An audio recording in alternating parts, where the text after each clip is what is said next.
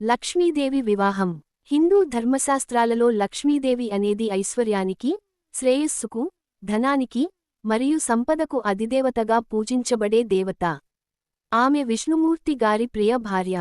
శ్రీమహావిష్ణువు జగత్తును సంరక్షించే త్రిమూర్తులలో ఒకరైతే, లక్ష్మీదేవి ఆయన్ను అనుసరించే శక్తిగా ఉంటుంది. వీరి కలయికను శ్రీమన్నారాయణ కళ్యాణం లేదా లక్ష్మీనారాయణ వివాహం అని పిలుస్తారు. ఈ వివాహం అనేది ఆధ్యాత్మిక ప్రపంచంలో ఒక మహత్తర ఘట్టంగా పరిగణించబడుతుంది. క్షీరసాగ మథనం. లక్ష్మీదేవి జన్మకథ అనేది చాలా ఆసక్తికరంగా ఉంటుంది. పురాణాల ప్రకారం, దేవతలు మరియు అసురులు కలసి క్షీరసాగరాన్ని మథించినప్పుడు అనేక అమూల్య వస్తువులు బయటపడ్డాయి. వాటిలో లక్ష్మీదేవి కూడా ఒకరు. ఆమె కమల పుష్పంపై కూర్చొని, దేవతల మధ్య ప్రకాశంగా వెలుగుతూ సముద్ర మథనంలో బయలుదేరింది. అందరిని ఆకర్షించిన లక్ష్మీదేవి తాను భర్తగా ఎవరిని ఎంచుకోవాలో ఆలోచన చేయసాగింది. విష్ణుమూర్తిని వరంగా ఎంచుకోవడం. క్షీరసాగరంలో వెలిసిన అనంతశక్తి లక్ష్మీదేవి, తాను ఐశ్వర్యానికి, ధనానికి మరియు శ్రేయస్సుకు ప్రతీక అయినందున, తగినవారైన, నీతిమంతుడు, సంరక్షకుడు అయిన విష్ణుమూర్తిని వరంగా ఎంచుకుంది.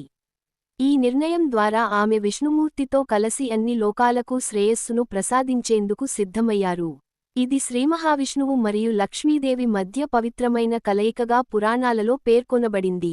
లక్ష్మీనారాయణ కళ్యాణ మహోత్సవం.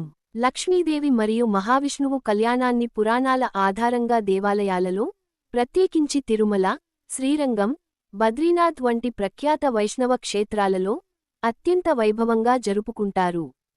ఈ వేడుకను శ్రీనివాస కళ్యాణం, లక్ష్మీనారాయణ కళ్యాణోత్సవం అనే పేర్లతో పిలుస్తారు.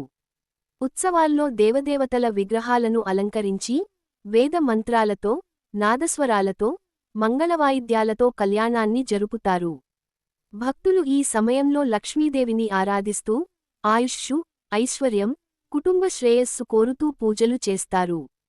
ఆధ్యాత్మిక మహత్వం. లక్ష్మీదేవి వివాహం నుండి ఒక గొప్ప సందేశం ఉంటుంది. విష్ణుమూర్తి అంటే రక్షణకర్త, ధర్మ పరిరక్షకుడు. లక్ష్మీదేవి అంటే సంపద, శ్రేయస్సు. వీరి కలయిక అనేది ధర్మ మార్గంలో నడిచే వారికి సంపద, శాంతి మరియు శ్రేయస్సు సిద్ధిస్తుందని భావిస్తారు. ఈ వివాహ ఘట్టం ఒక పరమాత్మ మరియు పరాశక్తి యొక్క ఏకత్వాన్ని సూచిస్తుంది. అలాగే, ఇది భక్తులకు దైవ ప్రేమ మరియు శ్రద్ధ యొక్క గమ్యాన్ని తెలియజేస్తుంది. గృహస్థుల జీవితానికి మార్గదర్శనం. లక్ష్మీదేవి వివాహం హిందూ ధర్మంలో గృహస్థాశ్రమానికి కూడా మార్గదర్శకంగా నిలుస్తుంది. ఈ కళ్యాణం ద్వారా దేవతల జీవనశైలి ఎలా ఉండాలో, పరస్పర ప్రేమ, శ్రద్ధ మరియు నిబద్ధతతో ఎలా జీవించాలో తెలియజేస్తుంది. కుటుంబంలో ఐక్యత, శ్రద్ధ మరియు సేవాభావం ఉంటే, ఆ కుటుంబంలో లక్ష్మీదేవి వాసం చేస్తుందని నమ్మకం. మంగళసూత్రం. శుభలక్షణాలు. లక్ష్మీదేవి వివాహ సమయంలో విష్ణుమూర్తి ఆమెకు మంగళసూత్రం కట్టినట్లు పురాణాలలో పేర్కొనబడింది. ఇది హిందూ వివాహ సంప్రదాయాలలో అత్యంత పవిత్ర ఘట్టం. ఈ వివాహాన్ని ఆధారంగా చేసుకుని మహిళలు శ్రావణమాసం, వరలక్ష్మీవ్రతం వంటి పూజల్లో లక్ష్మీదేవిని ఉపాసించటం ద్వారా సంపద, శాంతి, సంతోషం కోరతారు. వివిధ రూపాల్లో లక్ష్మీదేవి. లక్ష్మీదేవి అనేక రూపాలలో భక్తులకు దర్శనం ఇస్తుంది.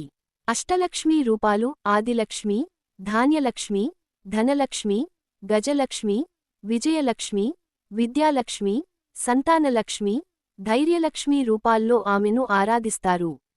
వీటి మూలం కూడా లక్ష్మీదేవి వివాహానంతర జీవితానికే చెందినవిగా చెప్పవచ్చు, ఎందుకంటే ఆమె సమస్త లోకాలకు శ్రేయస్సునిచ్చే శక్తిగా మారింది. ఉపసంహారం. లక్ష్మీదేవి వివాహం కథ హిందూ సంస్కృతిలో ఒక మహత్తర గాథగా నిలుస్తుంది. ఇది కేవలం ఒక దేవుని కళ్యాణం మాత్రమే కాదు, భక్తి, శ్రద్ధ, ధర్మం మరియు సంపద పరంగా మన జీవితానికి మార్గనిర్దేశనం చేసే శాశ్వత సందేశం. ఈ వివాహాన్ని ప్రతి సంవత్సరం భక్తులు ఘనంగా జరుపుకుంటూ, తమ జీవితాల్లో శాంతి, ఐశ్వర్యం మరియు దైవ అనుగ్రహం కోరుతారు.